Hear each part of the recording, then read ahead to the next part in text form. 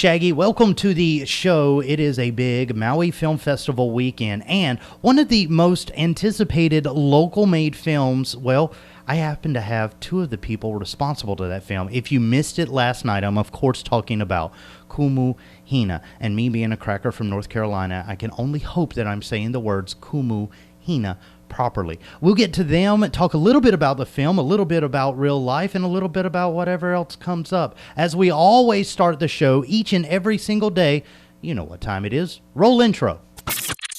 Live from beautiful downtown Kahului, on the #1 island destination on planet Earth, the Valley Isle, Maui. From the KAKU studio at Halfway to Hell Plaza, it's live. And now, a man that's known far, but not wide. It's Shaggy!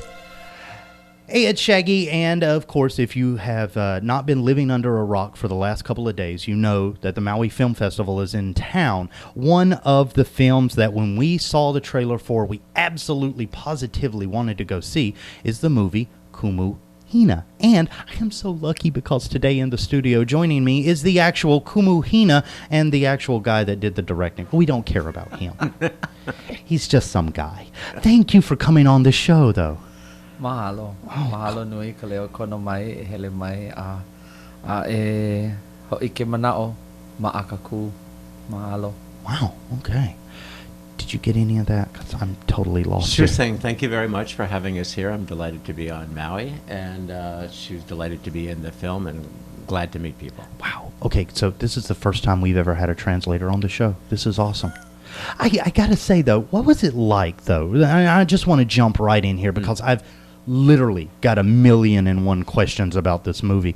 I got to ask, for you, Hina, what was it like having somebody follow you around with the camera and ask you questions about your life? For me, it was at moments just a little different in that I'd have to make sure whatever I was doing that the cameramen are able to follow me or able to keep up.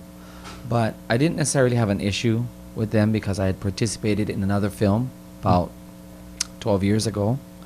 And it wasn't a verite film, but it was, it was an opportunity to showcase my life, and my life is pretty much an open book, so I didn't necessarily have any issue with them following me around. Because, a lot of times people talk about how intrusive the movie making process is. I mean, you're saying that since you're just used to living wide open anyway, wasn't a whole lot of bother.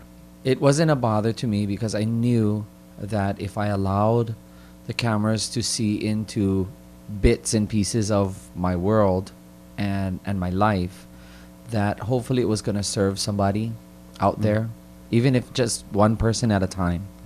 And I also knew that in order to be a success, you have to be willing to take a risk. So I explained to Dean and Joe that I didn't want this film to be specifically about a transgender topic, although in retrospect, yes, the element about mahu, the element about transgender, it is the prevailing thought, but what it really helps to illustrate is that my life and my personal situations are no more and no less different than the next person. And I guess this is the point of the time that we let this guy on the show here, but we gotta ask you, as the director of this film, Dean, what drew you to this story? Well, I think it was meeting Hina and seeing how authentically she lives her life, and also what a great presence she is. She has a very regal presence, I would say. And perhaps most of all, just being in the community with Hina and seeing the great respect and honor that she's treated with. It's something that wouldn't necessarily happen in other parts of the world, even on the mainland USA. And so that was really something very appealing, something that we thought other people would benefit by seeing and learning about. Because, it is kind of like the big story now in the national news. And I did you see the latest People magazine? The People magazine has said that now in America, the last fight for civil equality is for transgender. And I just got to ask, as being the director and you being the subject of said film, do you think that this is an accurate statement? Dean? I think having been involved in LGBT issues for a long time, yes, this is absolutely true. Gender is the last civil rights frontier. And what's amazing is that people in the continental U.S. are so uptight about this. Like if a little kid in school decides that she wants to be part of the boys group, all of a sudden it's like, oh, what bathroom are they going to use? And we have to have meetings and everything. And here in Hawaii, it's just such a natural thing. People are just treated as people. And gender is sort of a secondary issue, and I think that's really wonderful. So it is the leading civil rights issue in a lot of the world and mainland USA, but here in Hawaii, it's like we already have the solutions. You know, and that's what's cool. That is the greatest thing, because you get to teach not only hula, but you get to teach the entire lifestyle, the entire ancestral ways. And when we're looking at modern stories and how that we regard mahu, how we regard gay, straight, trans, whatever, how we throw our phone midway through the show. It's okay. I'll fix it in editing. There is no editing, by the way. Yay! But I gotta ask though. I mean, for you growing up and for doing the job that you do now, you don't see a lot of discrimination and stuff while you're here in Hawaii. But when you go to the mainland, how is it? When I travel to the States, I simply be myself. Mm-hmm. I don't go and advertise all over the place and say, hi, I'm Hina, I'm a transgender. It's more of, I'm Hina, I'm here for a specific purpose, and I'm here to do business, so that's it.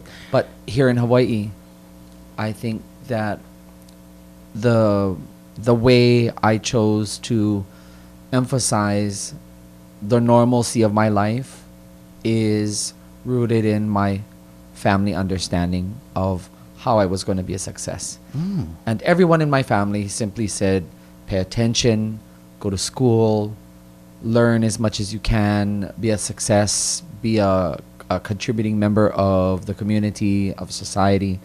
And if you think about what is the underlying message of that, they're simply saying, avail yourself to the service of others. Avail yourself to be a good person, and avail yourself to work hard. So with basic things like that, that anybody in any culture, in any place in the world can identify with, that was going to be an immediate doorway for me to work towards acceptance. And I tell you though, watching the film and the kids' reaction to when you're in there teaching, they love you. I mean, I got to imagine that at the end of the day, win, lose, or draw, doing it for the love and affection that you get from your students, it's got to be worth everything in the world. It is. It's the most rewarding thing. Oh, man. And I mean, seriously, Dean, when you're going around, doesn't it seem like this was like the mini Hina fan club with all these kids? Absolutely. One of the wonderful things about making a film the way we do verite, where we just follow the person around and we don't have a script, we don't know what's going to happen, is the things that do spontaneously happen. And one of the greatest things in the film is Hina's teaching this bunch of high school boys how to do a very masculine Pele type chant, and they kind of just don't really get it. And one day this little 11-year-old girl walks up and says, let me try that. And everyone's kind of like, no, it's a boy chant. Just let me try it. And what happens after that, and the way that Hina helped this girl express herself and be true to herself, was really just a marvelous story. Man, I'm telling you. And for you, you know, being an instructor and everything, what is the hardest part of your job? Let's just not talk about your life, but let's just talk about your job. Because it seems like from the movie, you do a lot of wrangling. You know, there's a lot of like loose kids around, and you're like, where's this guy? I mean, what's the hardest part of your actual day job? You just said it. When I was being courted by our director, Laura Albrecht, who founded Halau Lukahi Public Charter School on Oahu, she came and said, I need you to be the auntie. I need you to be the makua of the school that will come around and crack the whip and get everybody in shape. And I thought she was joking. But then again, I saw this role for me develop and grow and build itself into something that is what it is now.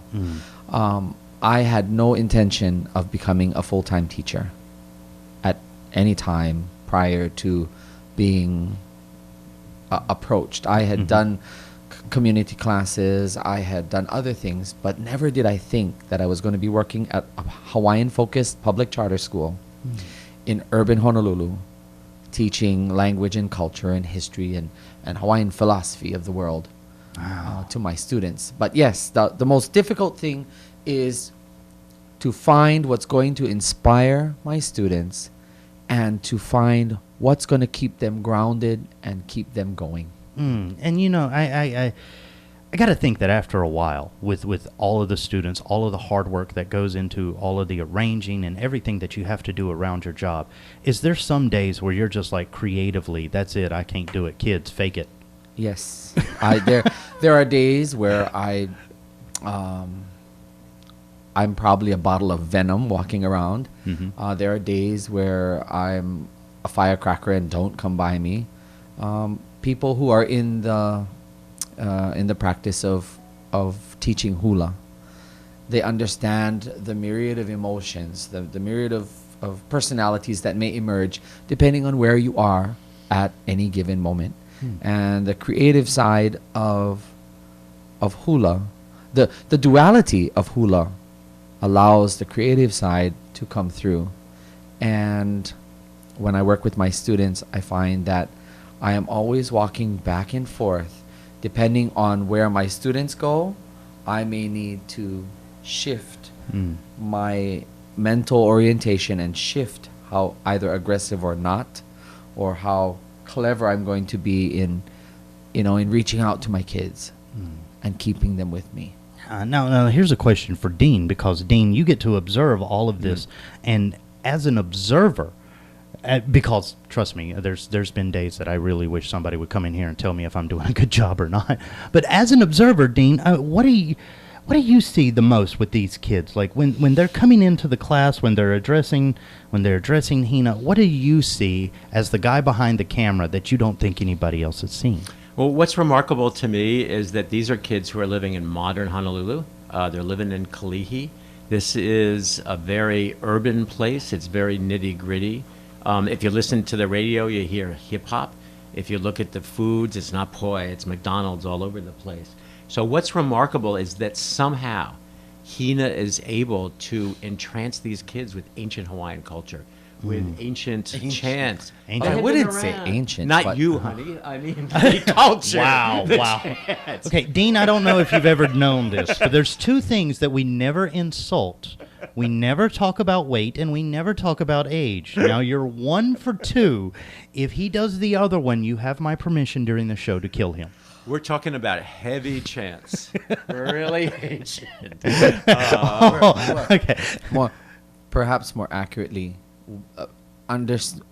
my understanding of my culture and the traditions of my culture in the modern context, and in something that if your foundation is based on things that you have learned that have come passed down generation to generation, be it through your own immediate family, through my Kumu hula, through any number of cultural resources that I have met in my life and been close to, and making sure that as we walk into this 21st century road, that the messages remain clearly and definitely Hawaiian, but also very fitting of today's world. And that's what Dean and Joe had enabled me to do by bringing this film, bringing all of their work and time that they put into producing our project. And you got to think that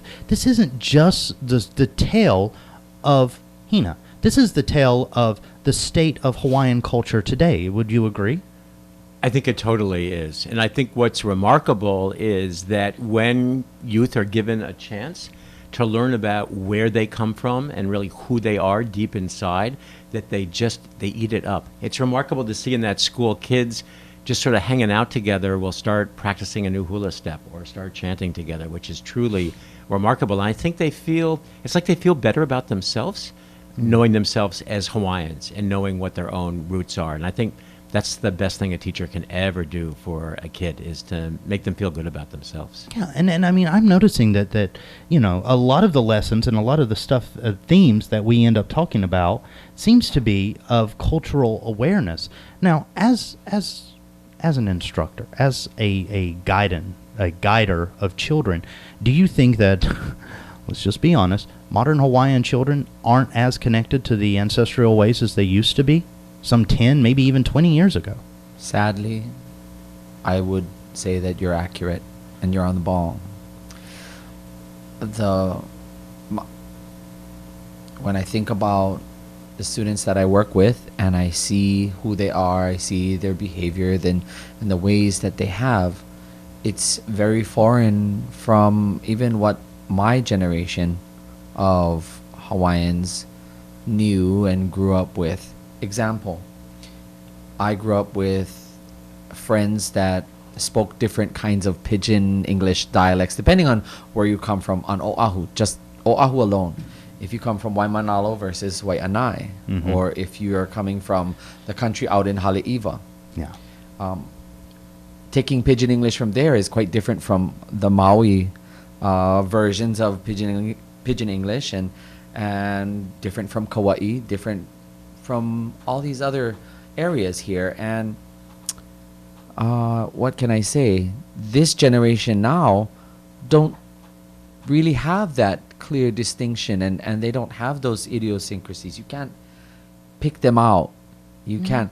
And that's just talking about something minor like pidgin English. Yeah, and that's the thing, though. Used to, if you were traveling around the state, if you were jumping island hopping or what, if you're on Big Island, you could spot somebody with Waianae pidgin. If you're on Oahu, you could spot somebody with upcountry Maui pidgin. Clear as a bell. Nowadays, not so much. Not so much. Oh, God. I got to ask, though, I mean, as far as you being an adult, being somebody that's very rooted in the ancestral teachings of what it is that you do in your entire lifestyle, what is it that you think that these kids are missing the most from these old lessons? What's the one thing that you really wish you could be like, hey, before we go moving on into the iPod land, can we just remember this one lesson?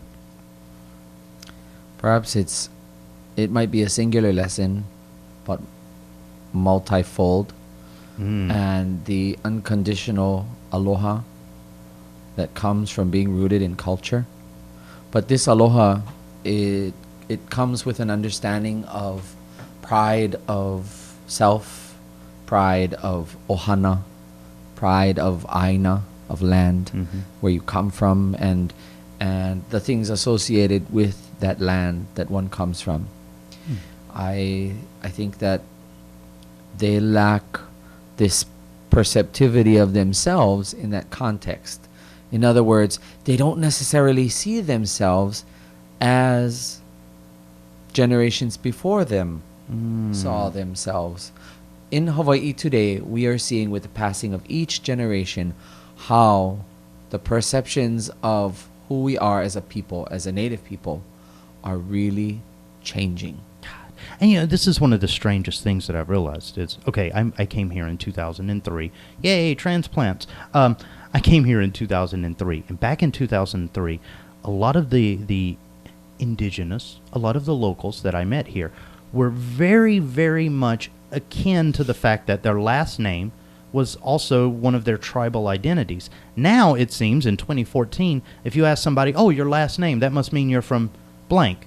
A lot of times I get a lot of blank stares from the younger generations. I mean, as far as you actually being rooted, raised, and grown in this culture, I got to imagine that year after year after year, you're sitting there scratching your head going, kids, please, what are we doing? Yes. As a young child, I spent summers here on Maui, and I was with my grandfather, who is a descendant of the Matias Ohana, which comes from the Pali or Paleokaveloa Ohana, and we are from the Kawahinekoa and Kamoku clans that come from Honokohau. And in fact, I'm fortunate that our family still has Aina out there. So I'm giving a shout out to everybody. Yay, go for it. I remember a time we're driving on Maui from the west side of Maui. Our family home was in Napili. And whenever we would drive here to town, to Kahului, my grandfather, every third or fourth car, my grandfather was, oh, there's Mr. and Mrs. So-and-so. Oh, there's Auntie so-and-so. And he waved to everybody. Mm-hmm. And it was one way in and one way out. And he knew everybody on the island because it was a close-knit community. It was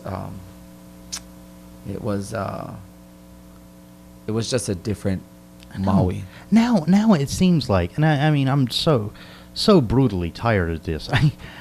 It seems like this is the identity that we have in our society with each other, and if there's real people passing past this, that we just don't see them. I mean, as far as you and having a grandfather like that, I gotta imagine that this lack of facial contact thing that we're going through, especially from a culture like the Hawaiian culture, that is very, very, very intimate with touching, viewing, being able to identify somebody by, well, a lot of different factors. I gotta imagine the iPod generation just drives you crazy, huh? I've learned to embrace it and not shy away from it. Oh. But I try to use it in ways that promote maintaining relationships and keeping connections. And see, that's just it. We're disconnected now. And you know, when you were talking about, my grandfather waved to everybody, I'd imagine that to this day, especially like, because you said you've came here to Maui a lot, right? So I'd imagine that every time you're on island, you say hey to all the aunties, the uncles, the cousins, brother or sister types, right? Yes. Huh. When we got off the plane and we took the shuttle to our rental car place, Dean will remember the 3 auntie type ladies that were working at the place, and I looked at them and I didn't realize that I was looking for a familiar face. Oh. I didn't realize that, I was looking for somebody, maybe I might be related to them or somebody that I can connect to and latch on to. Because that's what I remember of coming to Maui. Wherever I would turn, our family is a very large family. Our family is inclusive of Lono, Keahi, Limahai, Wahine Ho'okai, Koa, Pali, Kamoku, Kahumoku. Anytime you hear any one of those names under the Kawahine Koa branch of Ohana, we all will look for each other. And they're all over the place. So I'm always looking to see this familiarity in faces. And do you still see a lot of familiar places? Because over the last couple of years, Maui, boom, grown up. No, and well, of course, I come from a generation that visiting here in those times, everything was either pineapple or sugar cane, and driving out to the west was always a red dirt experience. Part of the way, but it was always going to be days of warm and sunny afternoons. It was going to be cool breezes. It was going to be eating ono mango in our yard. It was going to be going to the fishing spots with our family. Wow. Yeah, and then see, this is a good question for now me to bring Dean back in the conversation, who's just sitting here bored to death. Look at the poor guy. Jeez. But Dean, Dean, God, coming on a show and not having any material. But no, Dean, I gotta ask though, because talking to Hina, I'm sitting here and I am finding a person very, very connected to community and to sense of time in this community. When you were making this film with Hina as your subject, what did you actually learn about this area, Maui, Hawaii in general, that you did not know before this experience?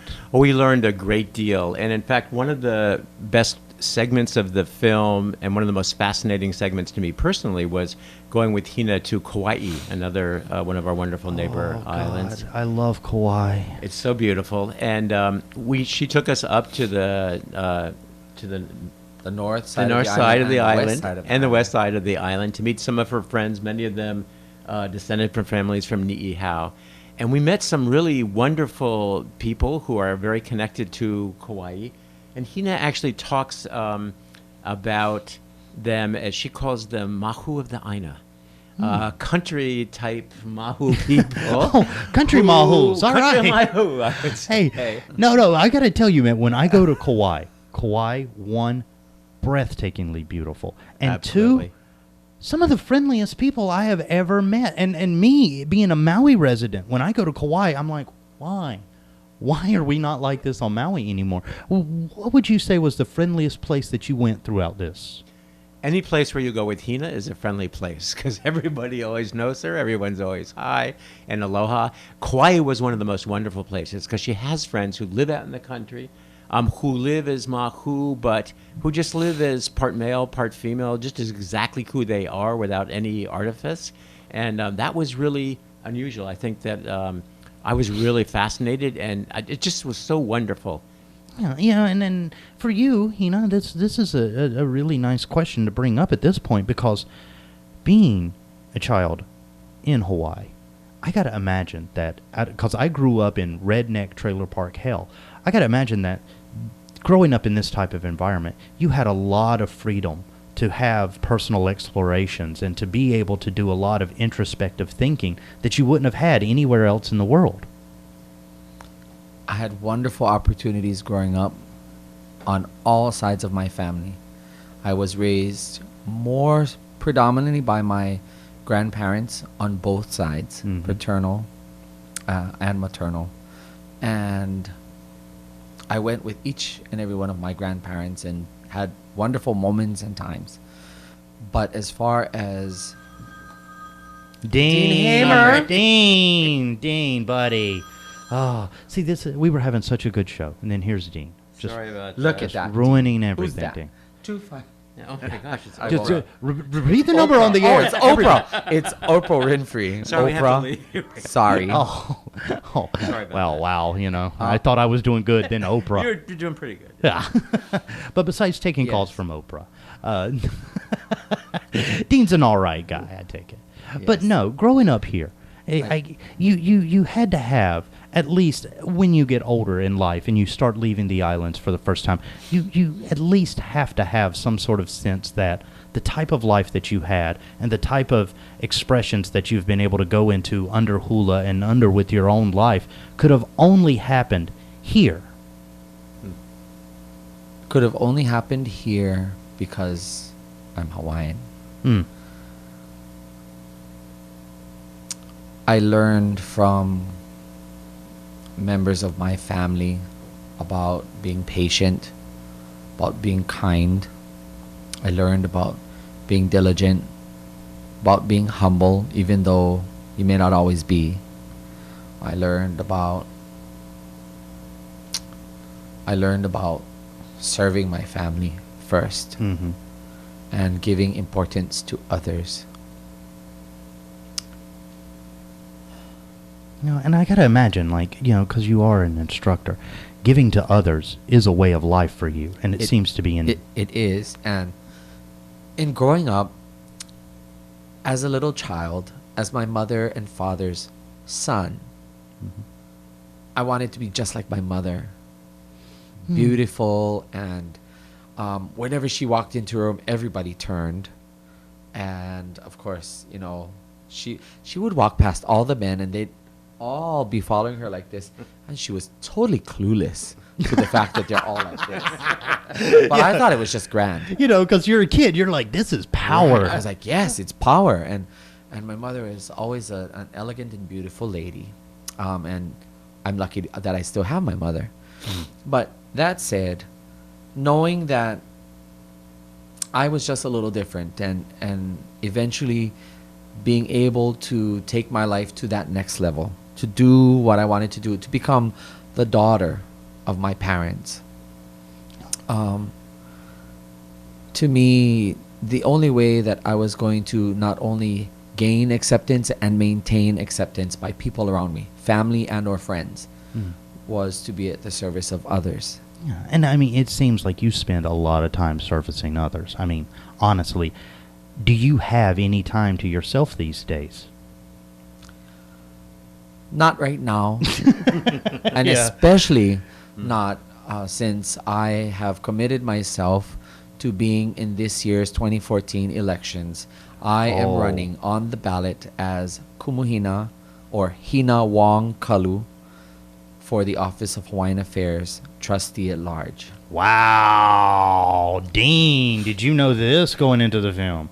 No, absolutely not. And I want to hope that part of Hina's decision was realizing that her voice really can make a difference.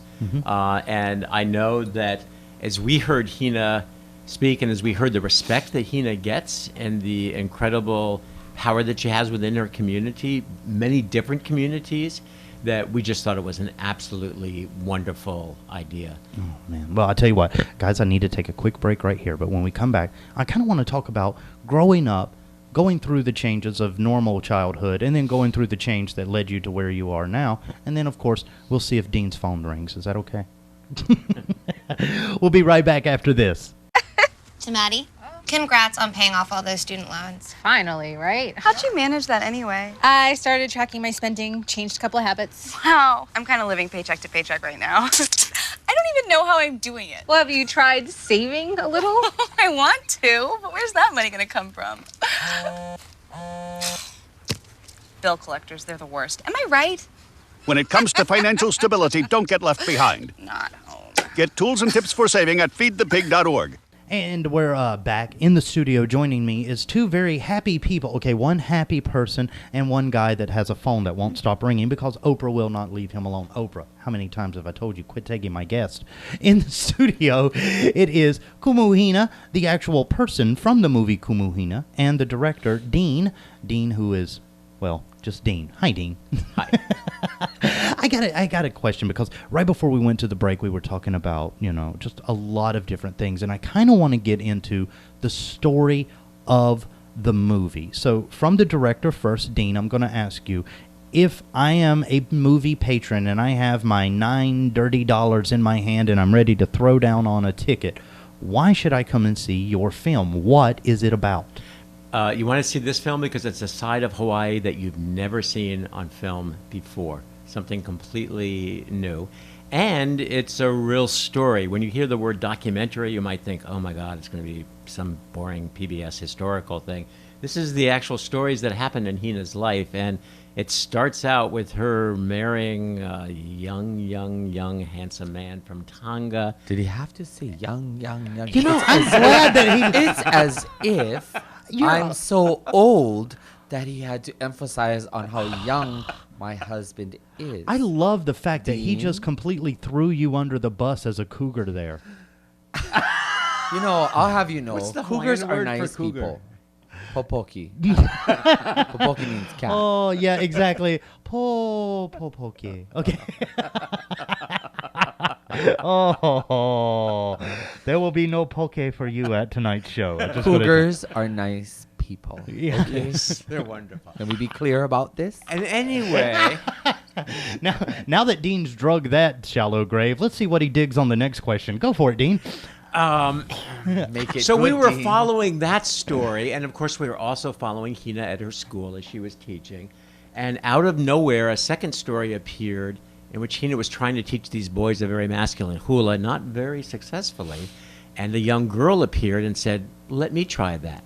And Hina said, well, I believe in everybody being able to do whatever they're destined to do and whatever they're capable of doing. And that itself developed into a really wonderful story that is set up as pretty much the climax of the film, as this young girl takes charge of these boys and then leads them into the year-end performance. Yeah, and okay, I'm not gonna lie here. I had a little bit of a sneak peek. So just as a movie viewer, man, you're really just rooting for this girl. Like towards the end of the movie, you're like, yeah, Yeah, she's a wonderful, charismatic figure, and she can do everything that the boys do. In fact, she can do it at least as well. It's if viewers have ever seen the movie The Whale Rider, it's like The Whale Rider, but a little different and real life. Wow. So for you, this student, I guess, is going to be one of the ones that is just like really kind of got a soft spot in your heart for, huh? This student of mine is someone who I place great hope and faith in, that she will be who she is destined to be. and I can only hold up to the highest light that she will find her path and become the success that she's intended to be. Well, you know, with paths in life, and especially being a teacher now, but being a kid, being a small kid, how is it that you knew that your path was different? Because I got to imagine that when you're dealing with this student, that you can see the film, but when you're dealing with her, there's got to be some sort of recollection of your own life and how to find your own path. Is there any way that you would say that because of your life journey and the path that you had to find, that it's easier to talk to these kids now? Or is it a little bit harder to try to identify with where they're coming from? For me, it's easier because when I want to garner their trust and their support, all I have to do is open up my own personal doorway to give them that brief momentary insight to my personal experience with that topic or with that subject. And I let my guard down for a moment and they'll let their guard down.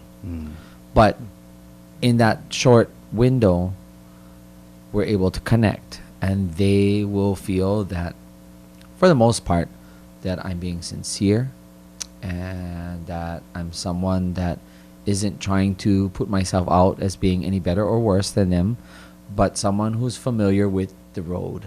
And you see, that's just it.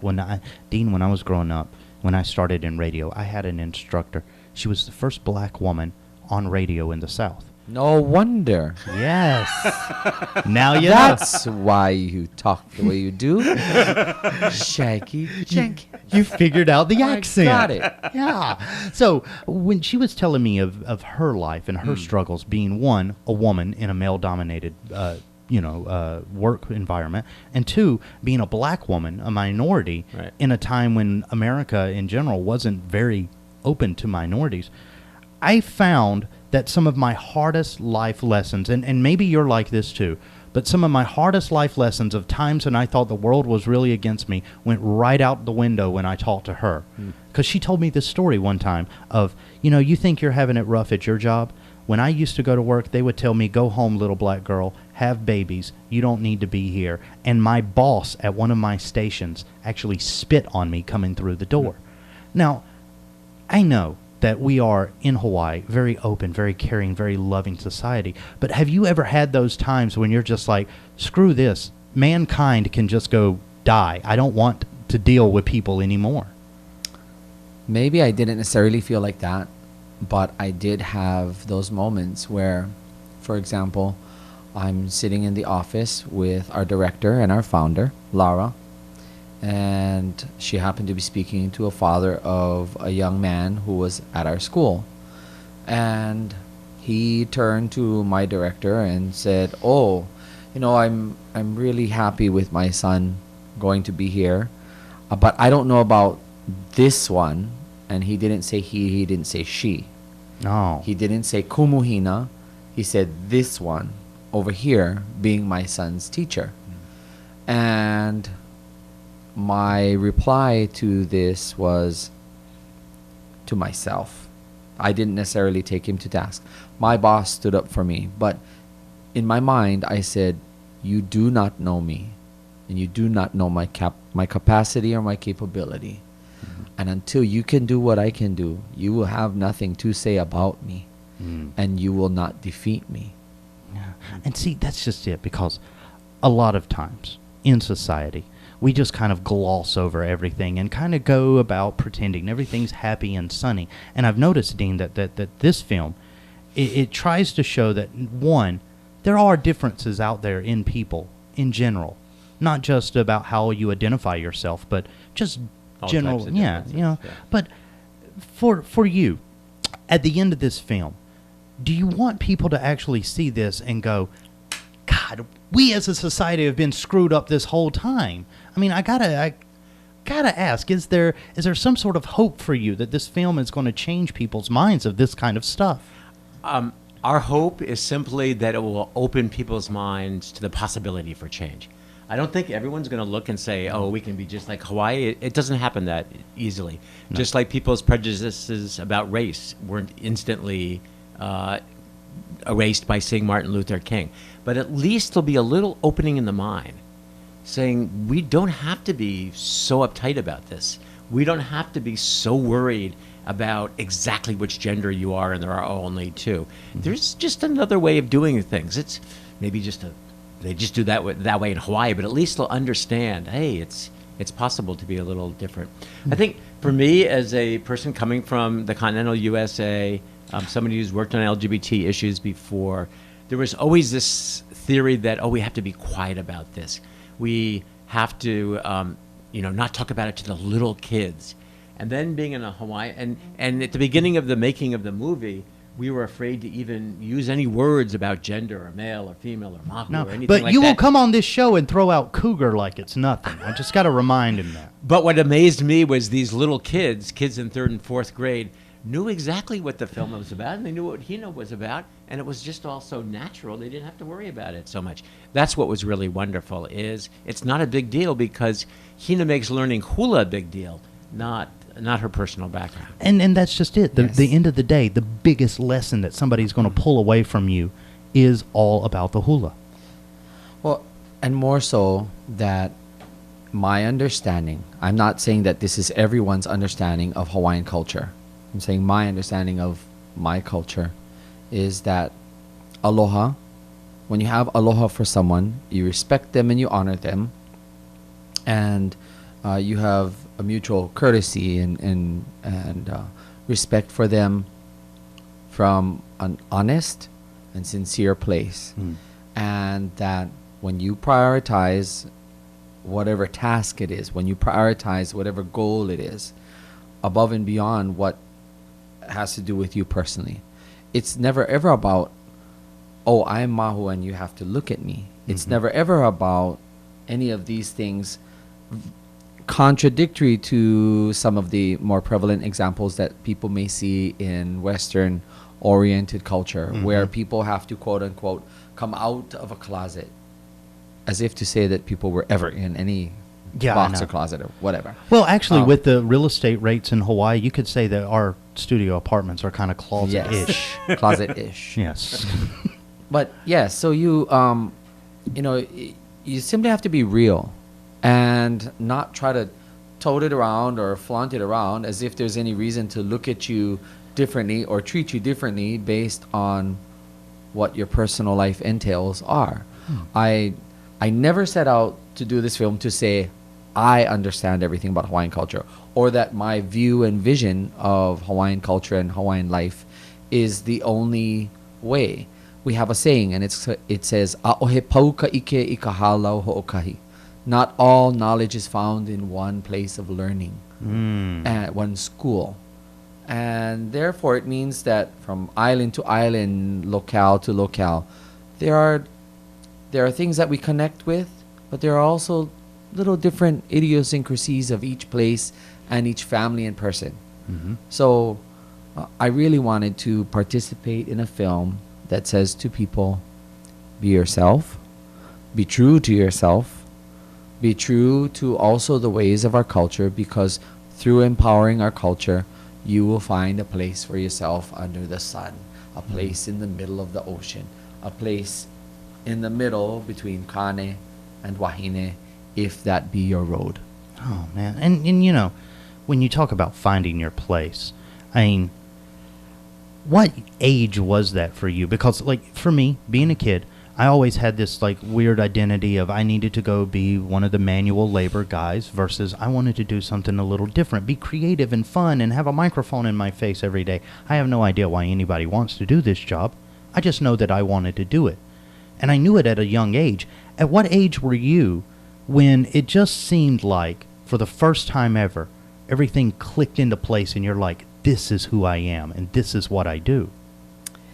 As a young child, my mother would go to work and leave me home, and I would cook my own lunch and dinner sometimes, or I'd walk to the store. And I was a very independent child from 8 years old. And I took care of myself.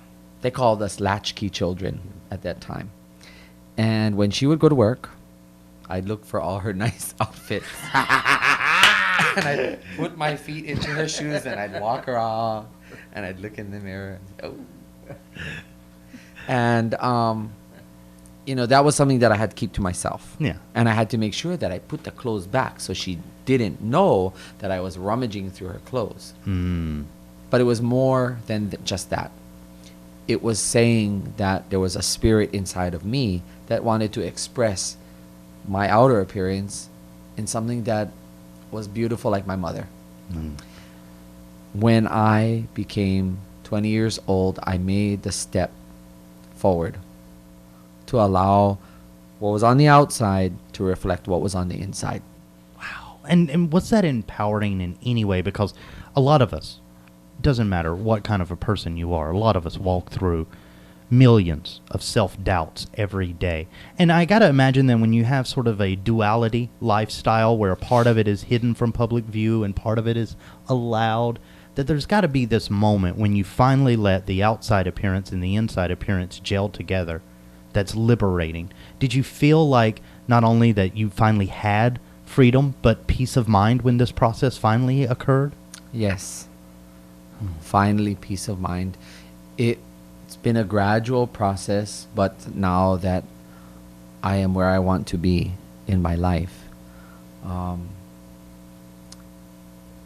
look back and I see the baby steps, I see the strides, and I see just how empowering the journey has been for me by simply being true to myself. And is it ever hard? Because yes, there's some days that I'm like, I don't want people to know. It is, but I've already put it in my mind that there will be no reason and no person to stand in my way of what I'd like to work towards achieving. And that's why I'm running for politics. That's why I continue to work full-time at a Hawaiian Focus Charter School. That's why I continue to remain as the chair of the Oahu Island Burial Council. That is why I continue to stay active in the Hawaiian community. Because through the example of uplifting being Hawaiian first and uplifting commitment to family and others, that I will have a place and I can find respect. So it's safe to say that if we're talking about future aspirations, Kumu is not where you're going to start. It could end up to be senator, could end up to be House of Representative. Governor, hey.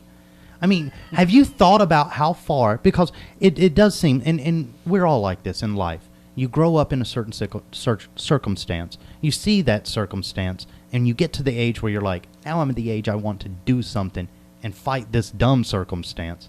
Do you see yourself going forward as being a teacher or more going into a leadership role, maybe in government full-time? A teacher is a leader. A teacher is a leader, and a leader can and should be a teacher. Not around here. Have you seen any of my coworkers? I haven't in days. Now you just threw them under the bus. You threw them under the bus.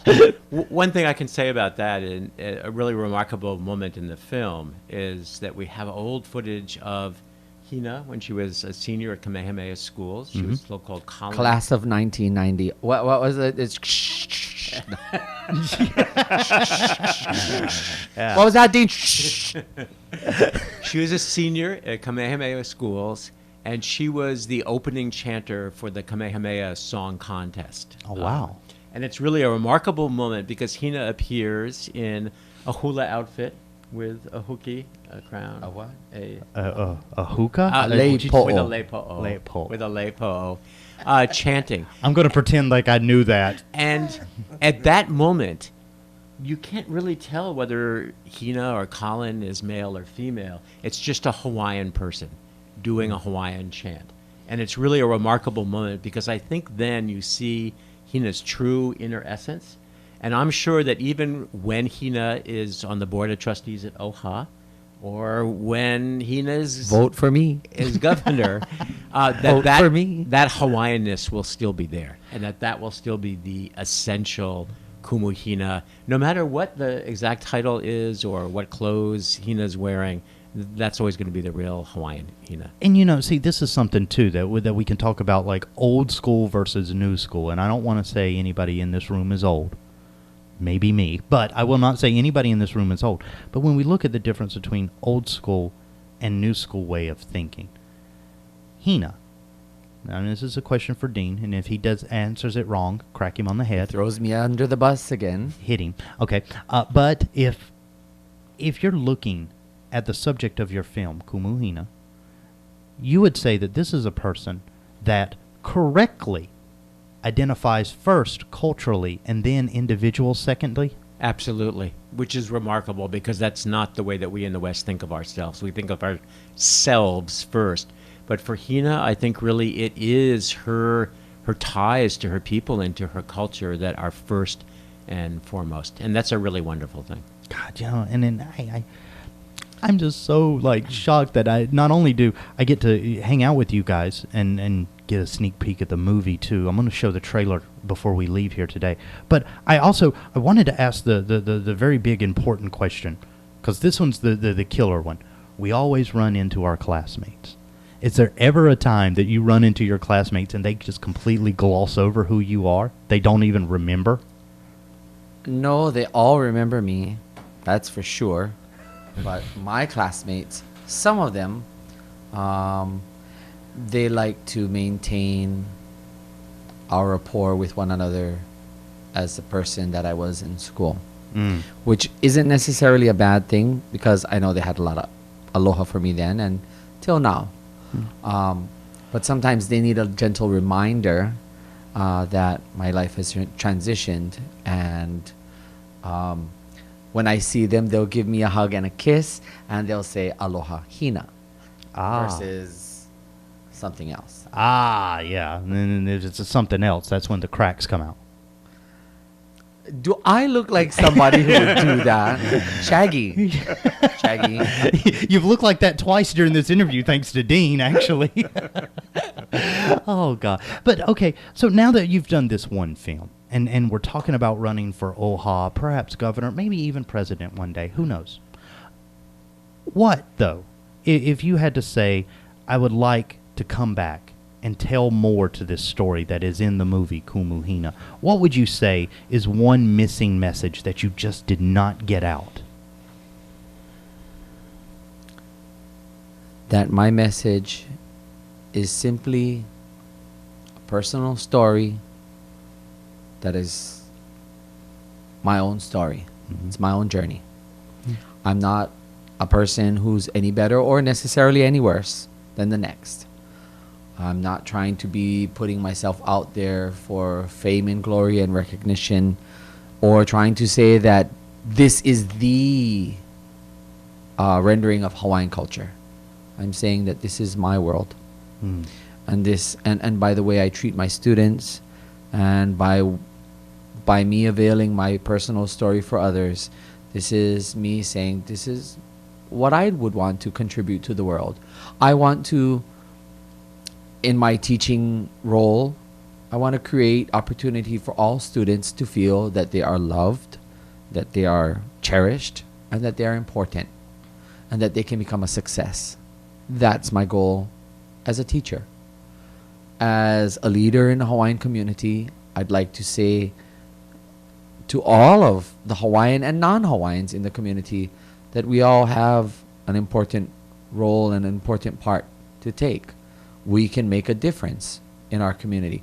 We can create the kind of environment that's healthier for us by starting with understanding aloha. And not a lot of people understand it anymore. If you had to break it down, this is what aloha meant to me as a kid, and this is what it's not meaning as an adult. Where's the one area in life that we here in the middle of the Pacific Ocean, the largest body on planet Earth, by the way, which is the only inhabitable planet in the solar system. So if it's not here, dear God, I don't know where it is, but what is it that we're missing from aloha these days? More so, not what we're missing, but what people are replacing elements of aloha with. And what aloha isn't is a commodity.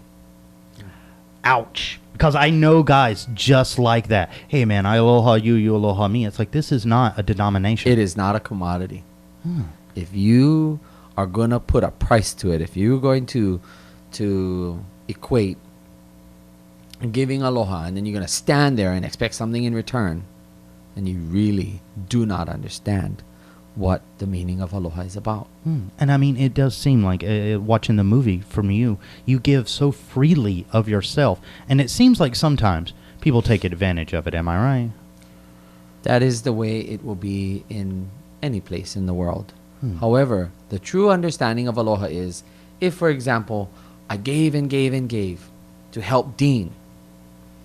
If Dean wasn't that immediate person to reciprocate the level of aloha that I have given, it is my understanding and faith in the philosophy of my culture that someone else down the road will, in turn, share some level of aloha with me, help me to be there when I need it, or to give me the support that that moment might need. Wow. And Dean, now that you've came here, you filmed this great film that's debuted last night, and I guess, where is it in the world that you're going to go to after you leave here? Well, the film is going to be continuing to play in Hawaii, and then it's going to be taking it out all around the world. We're going to San Francisco at the end of this month. It'll be in New York City, in New Zealand, also in the middle of the country in Kansas City and Minneapolis. And another very exciting, in New York City also. We're actually making a shorter version of the film specifically for schools.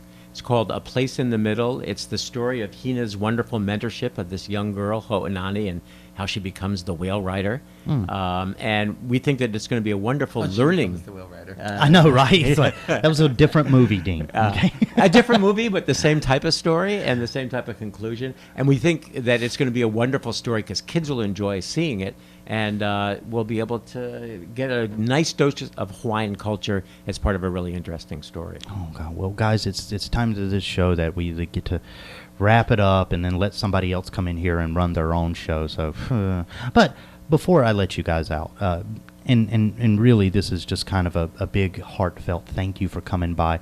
Thank you for sharing this story. Thank you for just having a cool job, because I've always wanted to see, me being a teacher, another teacher actually do something harder. But at the end of this, when all is said and done, and the film goes off to the archives, is there ever going to be a time in either one of your lives that you're going to look back at this experience and remember each other in a nice way? Or are you going to remember the time that Dean threw you under the bus for being a cougar on my show? I'll always remember Dean affectionately saying that I was a cougar on this show, but I'll love Dean just the same, because that's the meaning of aloha. And Dean, what about you? I'll just put something in his food when he's not watching. I have true aloha for Hina. I think she's the most remarkable human being that I've ever met. And I'll never forget that, and the experience, and all of the wonderful possibilities she's opened up for us here in Hawaii. Well, definitely. If you haven't got a chance to see it at the Film Fest, go out and find the film, Kumu Hina. Where is it going to be? Like, after we're done with the theater circuit, are we going to a Netflix, an online place? Can we buy it? All of that, and just go to the website kumuhina.com or Facebook Kumu Hina, and you'll be able to follow all of the distribution and all of the possibilities. Okay, and now for people that are personal fans of Kumu Hina, how do we find you, Please visit me. I do have a personal Hina Le Moana page, but the political profile page that you can find me at as well is Hina Wangkalu, and it's, of course, obviously me running for Office of Foreign Affairs, OHA Trustee at Large. Vote for me. But I do also have a website in case anybody wants to support me, votehina.com. Okay. And most importantly, if people can share their aloha and create a positive place and space for the next person, that's what I would really love. Oh, God. Well, I got to say, as far as this show is concerned, I'm very happy to have two very positive and uplifting people in here. Thank you so much for being my guest today. Mahalo. Mahalo. For everybody else, we're going to take a quick just trailer moment. Enjoy the scenes from Kumu Hina, the movie, and be sure to check it out as soon as it comes out online. Until tomorrow, actually Monday, we don't have a show over the weekend. I'm lazy like that. See you then. Bye. Listen to my voice. Ay, como mu que na que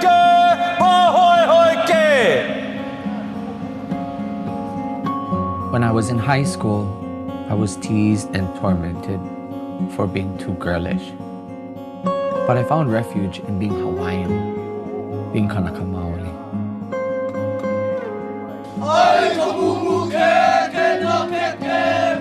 See, when you first look at me, oh yeah, are you a boy? I'm like, no. Hanani is a mixture of a girl